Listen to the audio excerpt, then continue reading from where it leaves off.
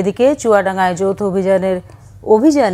বাহিনীর অভিযানে আটকের পর বিএনপি নেতার মৃত্যুতে ক্যাম্প কমান্ডার অভিযানে অংশ নেওয়া সকল সেনা সদস্যকে প্রত্যাহার করে নেওয়ার কথা জানিয়েছে আইএসপিআর। এই ঘটনার সঠিক কারণ উদ্ঘাটনে একটি উচ্চ পদস্থ তদন্ত কমিটি গঠন করা হয়েছে। তদন্তে দোষী সাব্যস্ত ব্যক্তিদের বিরুদ্ধে সেনা আইন অনুযায়ী যথাযথ আইনানুগ ব্যবস্থা নেওয়ার কথাও জানায় আইএসপিআর। ঘটনাটিকে অনাকাঙ্ক্ষিত, দুঃখজনক ও কোনোভাবেই গ্রহণযোগ্য নয় বলেও জানানো হয় সংবাদ বিজ্ঞপ্তিতে। আইএসপিআর জানায়, মঙ্গলবার রাত 11টায় চুয়াডাঙ্গা জেলার জীবননগর উপজেলার সুনির্দিষ্ট গোয়েন্দা তথ্যের ভিত্তিতে অবৈধ অস্ত্র উদ্ধারের লক্ষ্যে বিশেষ অভিযান চালায় সেনা যৌথ বাহিনী।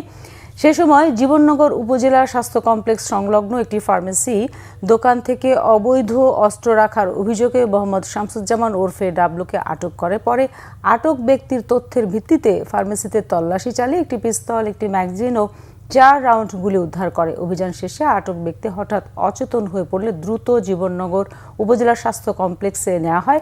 রাত 12টা 25 মিনিটে কর্তব্যরত চিকিৎসক তাকে মৃত ঘোষণা করেন।